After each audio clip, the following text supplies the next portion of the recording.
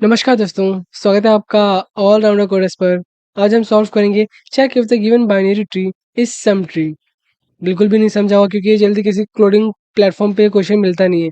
Recently मेरे एक दोस्त ने एक कंपनी में इंटरव्यू दिया तो इसमें क्वेश्चन पूछा गया था, तो सोचा इस पे एक वीडियो बना दूं। काफ़ी इंटरेस्टिंग क्वेश्चन है गाइस।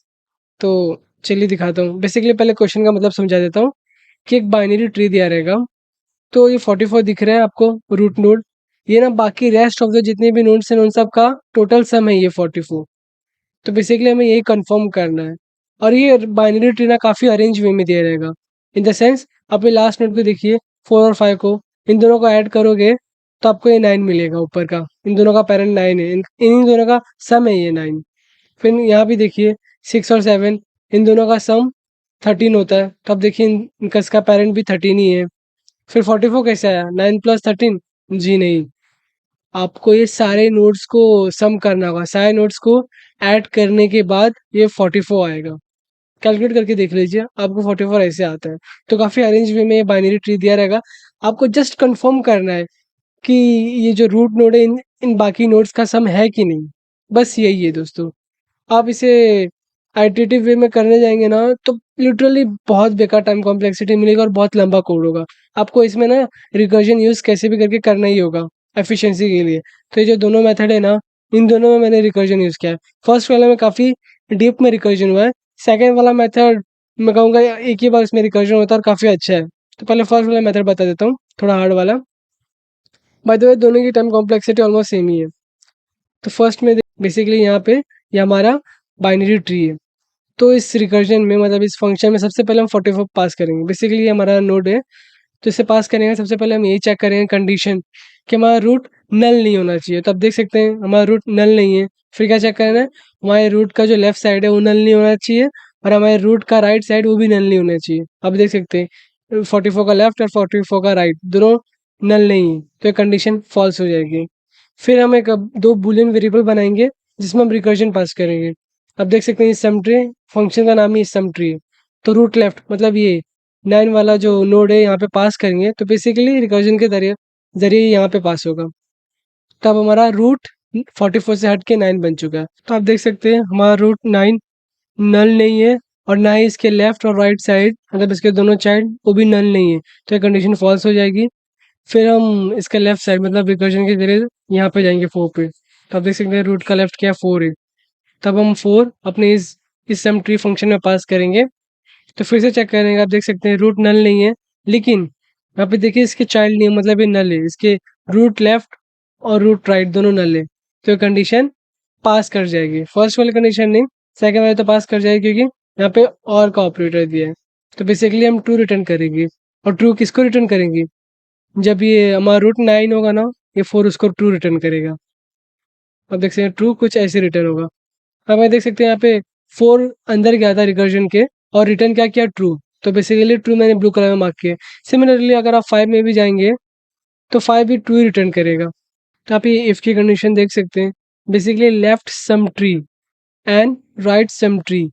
तो यहाँ पे देखिए left sum tree right sum tree basically true दे रहे, तो अब इसलिए कंडीशन तो पास हो ही जाएगी। एंड अब ये यही मेन फॉर्मूला है गाइस, इसको ध्यान से देखिएगा।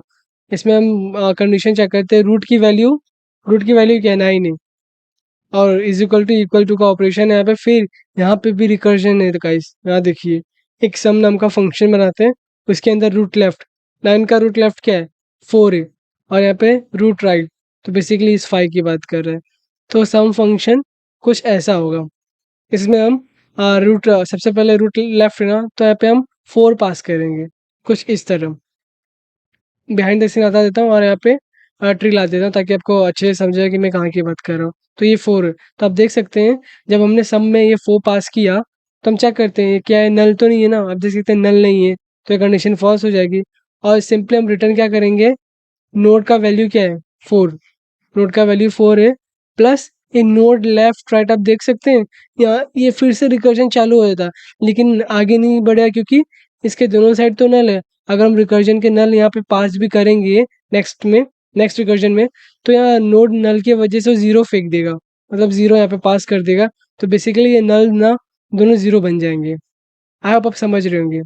तो बेसिकली क्या है, यहाँ से 4 रिटर्न हो रहा है। तो यहाँ रूट लेफ्ट बेसिकली 4 रिटर्न करेगा। सिमिलरली यहाँ पे जो रूट राइट है ये भी 5 सिंपली रिटर्न करेगा क्योंकि इसके भी दोनों चाइल्ड नल है। आई होप आप समझ रहेंगे। तो आप देख सकते हैं यहाँ पे इक्वल टू का ऑपरेटर है, तो ये कंडीशन पास हो जाएगा। सिंपली हम क्या रिटर्न करेंगे ट्रू, क्योंकि ये पूरा एक ही कंडीशन है। यहाँ एंड का ऑपरेटर हर जगह अलग है, तो ये हमारा कंडीशन पास होता है तो ये ट्रू रिटर्न करेगा। 9 ट्रू किसको रिटर्न करेगा? इस 44 को रिटर्न करेगा। तो देखिए 44 को हमने 9 पास किया था, वहां से क्या आया? ट्रू। ट्रू रिटर्न हुआ है। सिमिलरली इसके राइट साइड में भी हम 13 भेजेंगे, तो क्या रिटर्न आएगा? ट्रू रिटर्न आएगा। आप सबको पता है, इसलिए मैं थोड़ा भगा रहा हूँ, क्योंकि अगर सब एक एक स्टेप दिखाने लग गया तो बहुत ज़्यादा टाइम कंज्यूमिंग हो जाएगा। तो आप देख सकते हैं अब दोनों तरफ की वैल्यू आ चुकी है। फिर यहाँ पे फिर से हम क्या चेकते हैं? Left sum tree and right sum tree. तो आप देख सकते हैं दोनों ट्रू है, तो फर्स्ट वाली कंडीशन तो पास हो ही जाएगी। फिर रूट वैल्यू क्या है? 44। फिर सम के अंदर हम पास करेंगे, क्या पास करेंगे? एक 9 पास करेंगे, तो देख सकते हैं ऑब्वियसली सेम आंसर आएगा गाइस। लेकिन यहाँ पर ट्विस्ट यहाँ पे आ जाता है, क्योंकि आप जब 9 पास करते हैं तो 9 का तो चाइल्ड है ना 4 और 5, तो यहाँ से फिर से रिकर्शन चालू होता है। अभी 4 का हम देखते हैं। 4 पास करेंगे, सिमिलरली ये फॉल्स हो जाएगा। फिर 4 यहाँ पे आएगा और 4 के दोनों चाइल्ड नल है, तो बेसिकली 0 रिटर्न करेगा यहाँ पे। तो ये 4 किसको रिटर्न होगा? ऊपर वाले 9 को रिटर्न होगा यहाँ पे। तो बेसिकली अगर हम 5 भी पास करेंगे तो यहाँ से 5 रिटर्न होने वाला है। तो आप इस इन तीनों को कैलकुलेट कीजिए। सिमिलरली आपको 18 आंसर आएगा, और ये 18 कहाँ पे जाएगा? 18 यहाँ पे जाएगा। इस रूट वैल्यू को 44 है, इसका इक्वल टू हम चेक करेंगे 18 प्लस, आप देख सकते हैं 9 था। 9 कैसे आया? 4 प्लस 5 ना, तो बेसिकली 4 प्लस 5 9, और ये भी 9, दोनों मिला के 18 होते हैं। क्योंकि हमें ये पूरा नोड चाहिए ना, रेस्ट ऑफ द नोड। और ये 26 कैसा? एक तो 13 है, बाकी इसके दोनों चाइल्ड 6 प्लस 7 ये भी 13 होते हैं। 13 13 26। यही मेन लॉजिक है गाइस। बहुत जन ना जब ये लॉजिक यूज करते तो ये रेस्ट ऑफ द नोट के बारे में भूल जाते। लिटरली जब मैं सॉल्व कर रहा था तो मैं भूल गया था। कई बार मैं बस 9 प्लस 13 को ऐड कर देता था, कंफ्यूज आता था कि कैसे आंसर आया। बाद में ध्यान लगाना पड़ता है कि सिर्फ ये 9 और 13 ऐड नहीं होते, बल्कि इन दोनों के जो चाइल्ड है वो भी ऐड करने पड़ते हैं। तो आप देख सकते हैं ये कंडीशन पास हो जाएगी हमारी। सिंपली हम ट्रू रिटर्न कर देंगे, तो ऐसे हमारा आंसर आ जाता है। आई होप ये फर्स्ट मेथड आपको समझा होगा। इसकी time complexity O of N और ओ ऑफ एच है। O of H space complexity obviously height पे डिपेंड करती है। तो आई होप ये फर्स्ट मेथड आप सबको समझा होगा। अभी मैं सेकंड मेथड आपको दिखाता हूँ। एकदम फर्स्ट मेथड जैसे ही है, जस्ट यहाँ पे जो सम हम बार बार कॉल कर रहे थे ना, इसको हटा देंगे हम और एक फॉर्मूला लगाते हैं वहाँ पे। तो चलिए सेकंड मेथड दिखाता हूँ आपको। सेकंड मेथड कुछ इस तरह दिखता है। ये हमारा बाइनरी ट्री। तो देखिए इसमें हम सबसे पहले ये चेक करते हैं हमारा रूट नल नहीं होना चाहिए। तो हमारा रूट नल नहीं है, तो कंडीशन फॉल्स हो जाएगी। यहाँ पे हम एक ना वेरिएबल क्रिएट करते हैं मिनिमम वैल्यू नाम का। आपको आई होप पता होगा इसका आंसर क्या आता है। माइनस में जो सबसे हाईएस्ट नंबर होता है जावा में, बेसिकली ना माइनस इन्फिनिटी होता है। मैं यहाँ 0 0 लिख देता हूँ। बेसिकली माइनस इन्फिनिटी समझ लीजिएगा आपको शॉर्ट फॉर्म के लिए। फिर हम चेक करते हैं हमारा रूट का लेफ्ट साइड और राइट साइड दोनों नल तो नहीं है ना। अगर नल रहेगा तो सिंपली ना हम रूट डेटा मतलब इसी 44 को रिटर्न कर देंगे, क्योंकि अगर ये अकेला नोड है, इसका कोई चाइल्ड नोड है ही नहीं, तो बेसिकली यही टोटल हो गया, तो हमें कैलकुलेट करने की ज़रूरत ही नहीं पड़ती है। तो ये लॉजिक लिखना मत भूलिएगा, ये फॉल्स हो जाएगा। इसका लेफ्ट भी नल नहीं है और राइट भी नल नहीं है। फिर हम दो वेरिएबल क्रिएट करते हैं। आप देख सकते हैं इसके लेफ्ट साइड मतलब हम 9 पास करेंगे इस सम ट्री में वापस, तो अब हमारा रूट 9 होगा। फिर से हम चेक करते हैं हमारा रूट नल नहीं होना चाहिए, ये कंडीशन फॉल्स। फिर मिनिमम वैल्यू माइनस इन्फिनिटी समझ लीजिए। फिर आप भी देख सकते हैं इसके लेफ्ट और राइट चाइल्ड दोनों नल नहीं है, तो ये कंडीशन फॉल्स हो जाएगी। फिर इसका लेफ्ट हम पास करेंगे 4। 4 हम पास करेंगे, तब हमारा 4 रूट बन जाएगा। तो फिर से आप देख सकते हैं ये नल नल नहीं है, तो ये कंडीशन फॉल्स। फिर मिनिमम वैल्यू पर आप देख सकते हैं अब इसके लेफ्ट और राइट चाइल्ड दोनों नल है। और हाँ, यहाँ पे एंड ऑपरेटर है, सिर्फ एक नल नहीं रहना चाहिए, दोनों नल रहे। तो क्या रिटर्न करना है? रूट को। रूट क्या है? 4। तो हम ये 4 ही ना किसको रिटर्न करेंगे? 9 को। तो आप देख सकते कंडीशन पास। तो 4 किसको रिटर्न करेंगे हम? इस 9 को हम 4 रिटर्न करेंगे। आप देख सकते हैं लेफ्ट में हमने पास, 4 किया था और रिटर्न में क्या आया? रिटर्न में भी 4 आया है। तो सिमिलरली अगर हम 5 पास करेंगे तो 5 रिटर्न में आएगा। आप देख सकते हैं यहाँ पे। तो हमारे पास लेफ्ट राइट आ चुका है। फिर यहाँ पे सेम आप देख सकते हैं, ये सेम इफ की कंडीशन है, फर्स्ट वाली कंडीशन और सेकंड वाली कंडीशन, बस यहाँ पे रिटर्न में हम थोड़ा सा अलग कर रहे हैं कुछ। रूट डेटा मतलब 9, 9 किसके इक्वल टू होना चाहिए? लेफ्ट और राइट की, ऑब्वियसली 4 प्लस 5, तो ये भी पास हो जाता है। तो हमें क्या रिटर्न करना है? 2 इंटू रूट डेटा। आप यहाँ पे देख सकते हैं, हमने प्रीवियस मेथड की तरह कोई अलग से सम फंक्शन नहीं बनाया है। यहाँ पे हम डायरेक्टली क्या करते हैं, जो भी हमारा रूट डेटा होगा उसको हम डायरेक्टली 2 से मल्टीप्लाई करके रिटर्न करते हैं। तो बेसिकली 18 किसको रिटर्न हो रहा है? 44 को। आप देख सकते हैं प्रीवियस मेथड से थोड़ा सा एफिशिएंट है ये। आई होप आप समझ रहे होंगे। तो 18 किसको रिटर्न होगा? 44 को। तो देख सकते हैं 9 पास किया था, हमें रिटर्न में क्या है? 18 आया। सिमिलरली अगर हम 13 पास करेंगे तो रिटर्न में क्या आएगा? रिटर्न में हमें 26 आएगा। यहाँ पर डायरेक्ट मैंने लिख दिया है।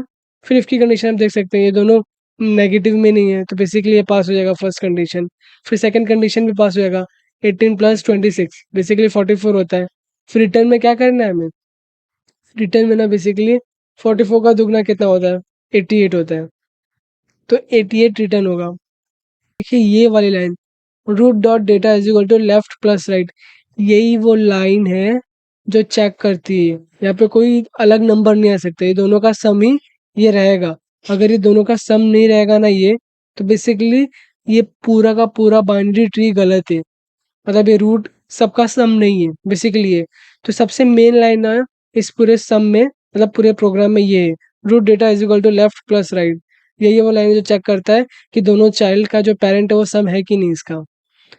तो आई होप आप समझ रहे होंगे, ये प्रोग्राम भी आप समझ गए होंगे। बेसिकली यहाँ पे रिटर्न ना 88 कर रहा है, तो आपको कोई फर्क नहीं पड़ा है, क्योंकि ना ये बेसिकली ना आप एक इफ की कंडीशन लगा दीजिएगा, वहाँ पे आप चेक कर सकते हैं। आप कोई भी कंडीशन चेक कर सकते हैं, 88 रिटर्न करेगा, कंडीशन में चेक कर लेना कि जो भी यहाँ से वैल्यू आ रही है, सपोज 88 आ रही है, तो 88 डिवाइड बाई 2 कर देना और फिर इसे कंपेयर कर देना, तो आपको आंसर मिल जाएगा। डोंट वरी, मैं अपने डिस्क्रिप्शन में लिंक दे दूंगा, वहाँ पे पूरा मतलब पूरा कोड लिखा है, जो एक्स्ट्रा कोड होता है वो भी लिख दिया है। वहाँ पे भी टाइम कॉम्प्लेक्सिटी अच्छे से समझाई मैंने। तो इसकी भी टाइम कॉम्प्लेक्सिटी सेम है गाइस, ओ ऑफ एन और space complexity O of H. आशा करता हूँ कि दोनों मेथड आपको बहुत ही अच्छे से समझा होगा, लिटरली कुछ ज्ञान मिला होगा ना। तो लाइक कर देना। मिलते हैं नेक्स्ट वीडियो में। जय हिंद।